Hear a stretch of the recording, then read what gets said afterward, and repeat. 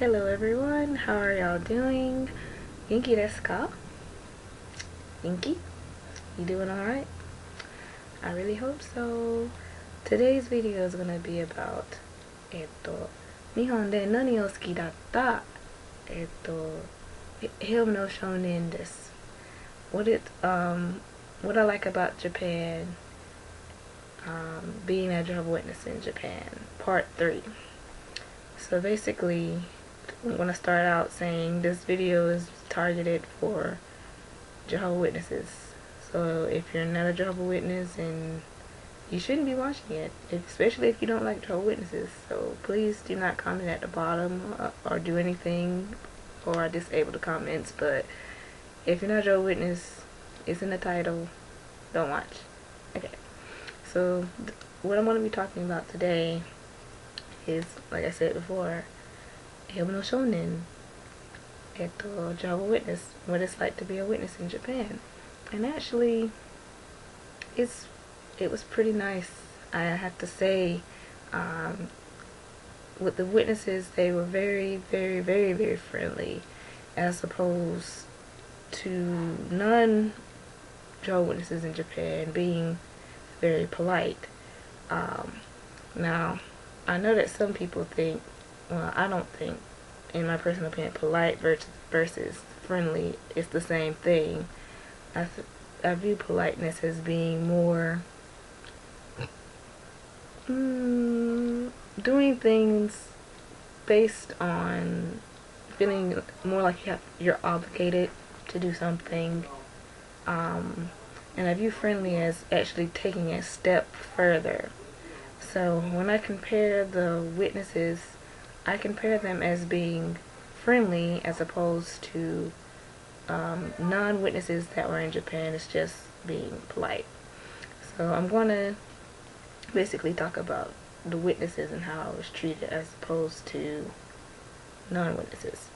So being a witness there, going to the meetings and everything, people are very nice and friendly.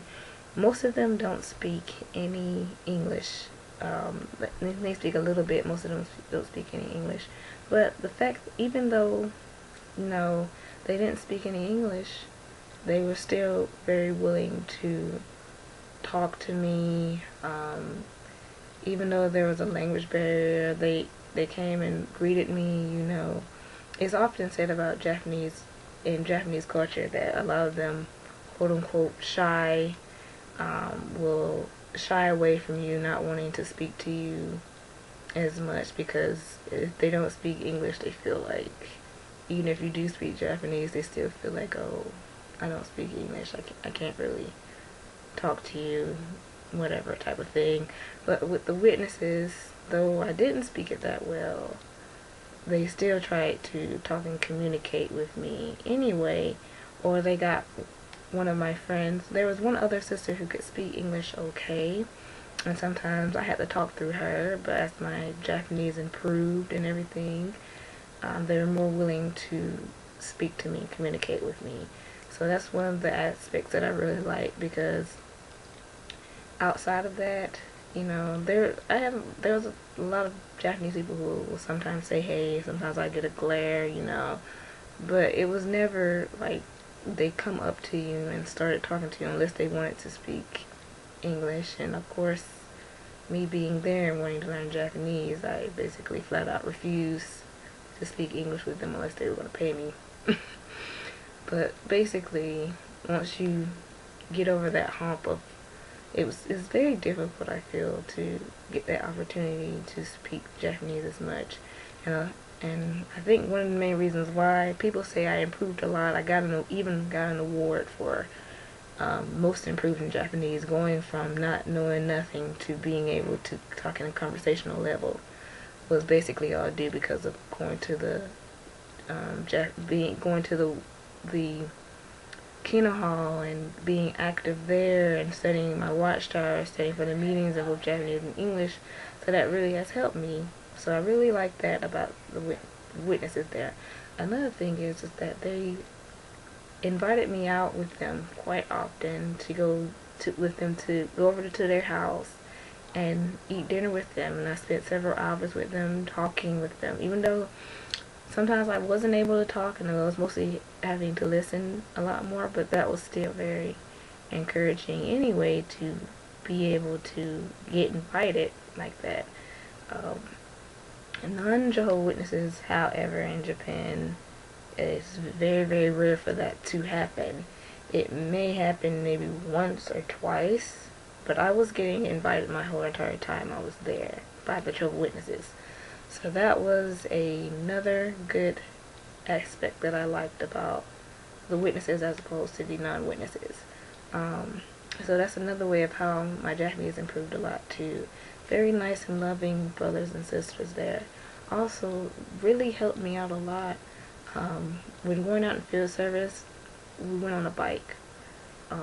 We biked most of this territory. So, I mean, with me being from America and always taking a car everywhere, I may have on one jacket, on, and then inside the car the heat is on. So when biking, and when you're biking, it becomes even colder, because the wind is blowing on you and you're outside. And it's just like, I had coats and everything, but one of the sisters, she was very, very kind to me, and she bought me a jacket and some boots when I was there, and I still have those things, but she really helped me out a lot, because I didn't know what type of wardrobe to wear when going on field service. Also, many of the sisters, brothers and sisters, went out and made me little small gifts, a bag. They made me this beautiful bag, and I still have it. I think I can show it to you. Wait just a moment.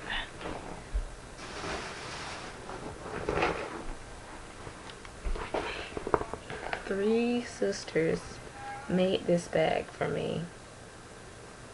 They made this bag for me.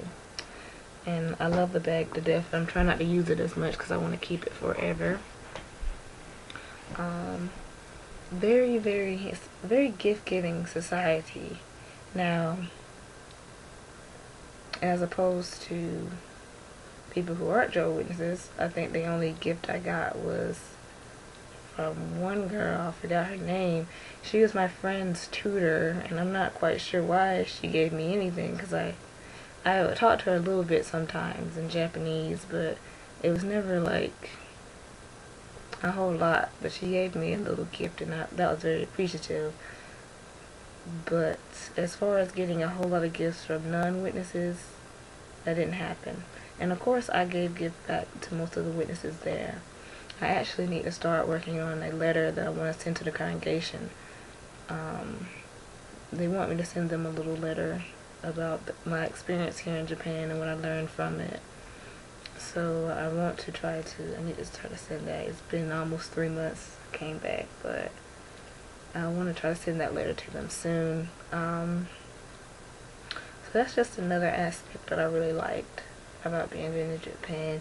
Though, culture still plays its role anywhere, but I feel like maybe if I improve my Japanese more and try to do more, and if I do decide to go back to Japan, it may help me out a lot more to draw closer to them, I hope.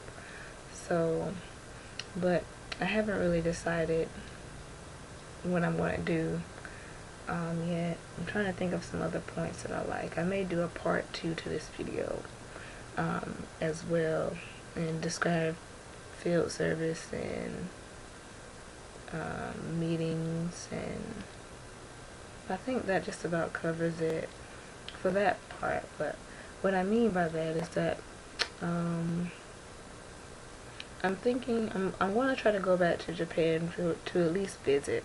I'm going to be enrolling in college again, starting the spring semester. I'm going to be rolling in for a spring semester.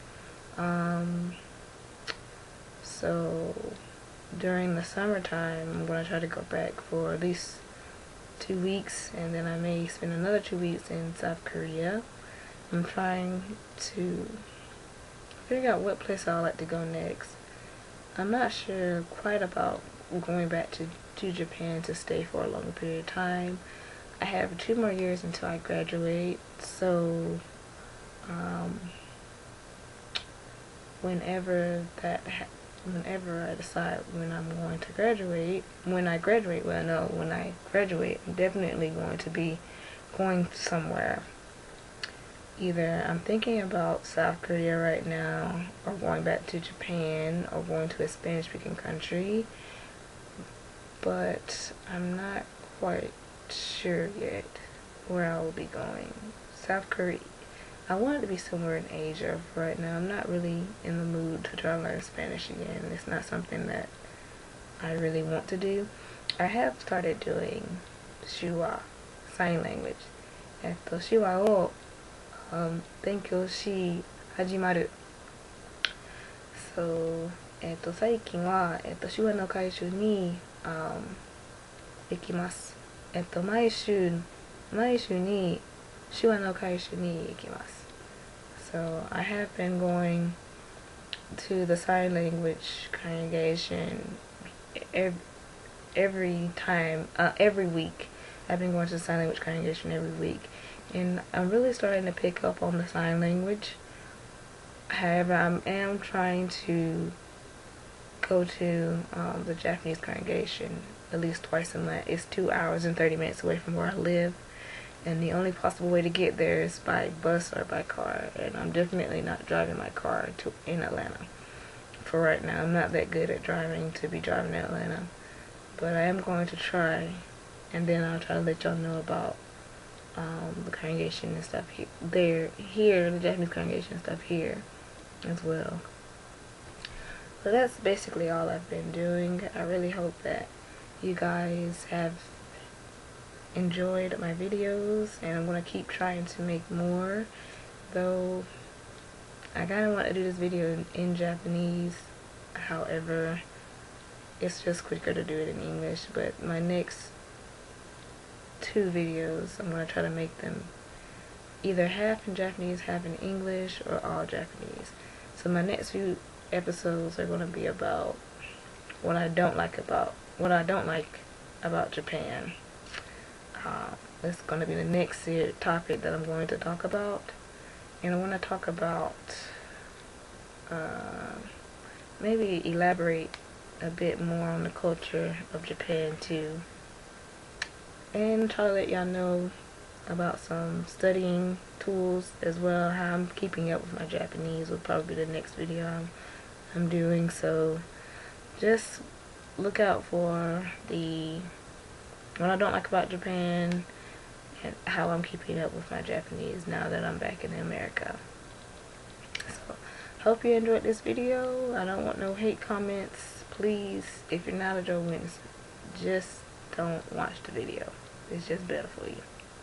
Alright, talk to you later.